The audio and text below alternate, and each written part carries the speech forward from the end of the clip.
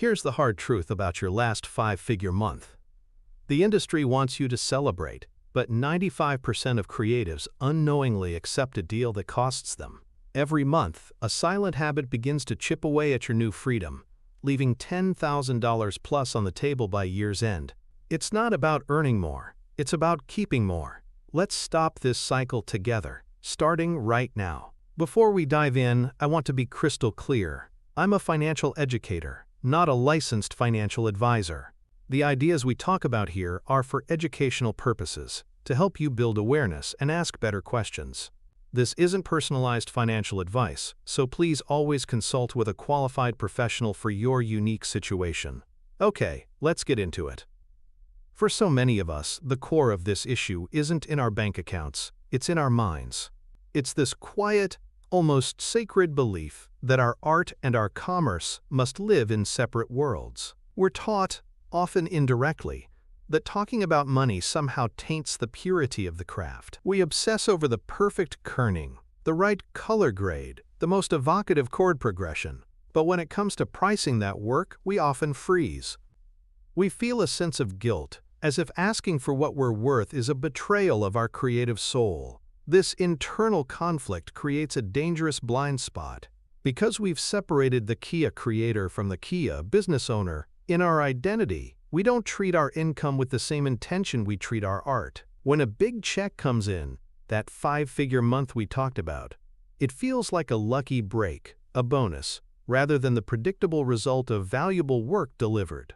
And what do we do with a bonus? We spend it. We upgrade our lifestyle to match this temporary peak, because we haven't built the mental framework to see it as capital for our business. The business of asterisk U. So how do we break this cycle and finally build a system that honors both the artist and the entrepreneur inside of us? What if the most successful creators throughout history didn't see art and commerce as enemies, but as partners, all by following one simple, timeless rule? That one simple rule is this: you must learn to treat your income not as a reward to be consumed, but as a seed to be planted. This is a profound yet incredibly simple shift in thinking. It's the quiet foundation upon which every sustainable creative career is built.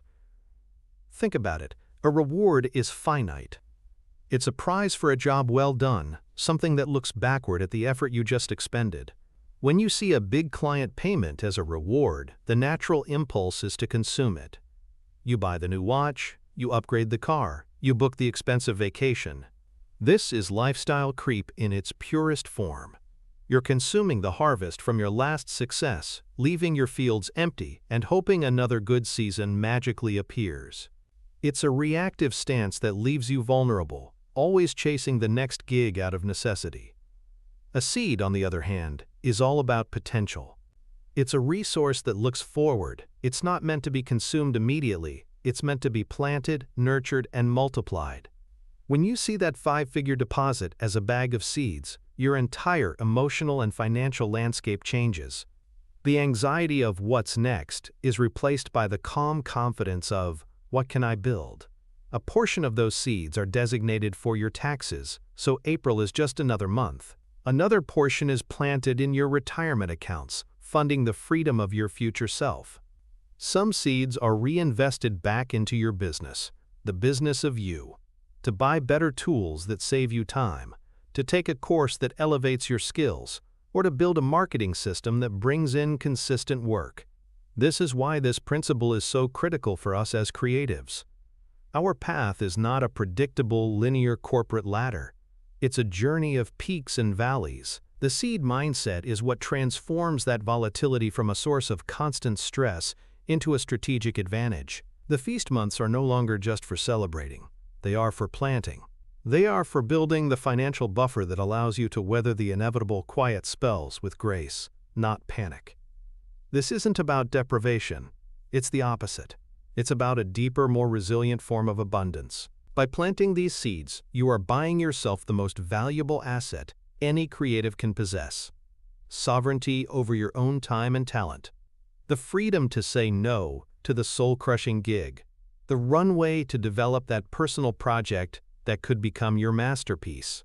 You're not just managing money, you're actively cultivating the soil for your future creativity. To make this principle tangible, let's translate it using an analogy from a world many of us understand intimately, the world of audio engineering. Think of that big client payment not as a finished, mastered song, but as a collection of raw audio tracks. The amateur move, the lifestyle creep move, is to load them up, push all the faders to the max, and blast it. You get a loud, distorted, and fleeting moment of impact, but you've clipped the signal and destroyed all the nuance. You've consumed the potential in one noisy burst. The professional, however, sees those raw tracks as pure potential, as seeds. They practice what's called gain staging. Before they do anything creative, they set the levels. They create headroom. This is you, setting aside money for taxes and essential savings. It's not the exciting part, but it's the non-negotiable foundation that prevents distortion down the line. Only then, with that headroom secured, do they begin to shape the sound. They apply EQ, compression, and effects. This is you investing in new skills, better equipment, or marketing that brings in more clients. They are strategically planting those seeds to cultivate a richer, more dynamic final product. The final mix isn't just louder, it's clearer, more powerful, and has a lasting impact. It's a sustainable asset. The process is methodical and intentional, not reactive and impulsive. But knowing the steps is one thing. The real challenge is internal. So how do we train ourselves to stop instinctively slamming the faders up the moment a big signal comes in? The answer is by fundamentally changing the job title you give yourself in your own head. For years, you've likely seen yourself as a freelance photographer or a contract writer, an artist who, on good days, gets paid. This identity is passive. It implies that money is something that happens to a fortunate byproduct of your passion.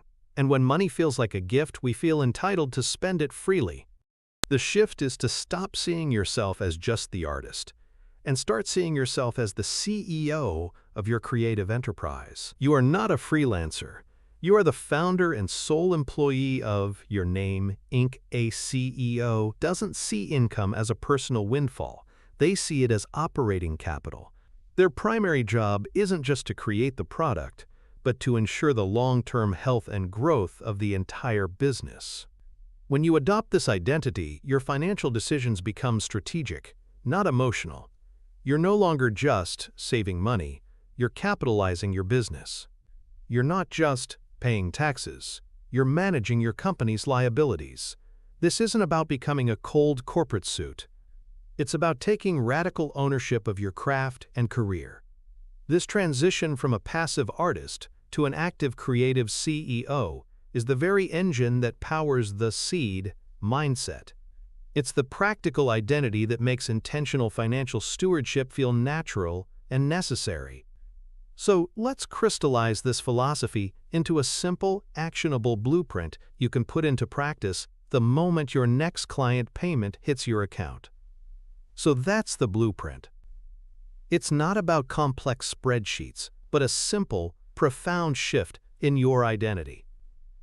It's the deliberate move from being a freelance artist who gets paid to the CEO of a creative business who allocates capital. This is the core difference between consuming today's success and cultivating tomorrow's freedom. It's the foundation for a career that doesn't just survive, but thrives. I have a question for you. Down in the comments, what is the first seed you're committed to planting from your next big paycheck? Sharing it is a powerful first step. If you're ready to continue building a more intentional and sovereign creative life, make sure you're subscribed. We're laying down this blueprint together, one piece at a time. Thank you for watching.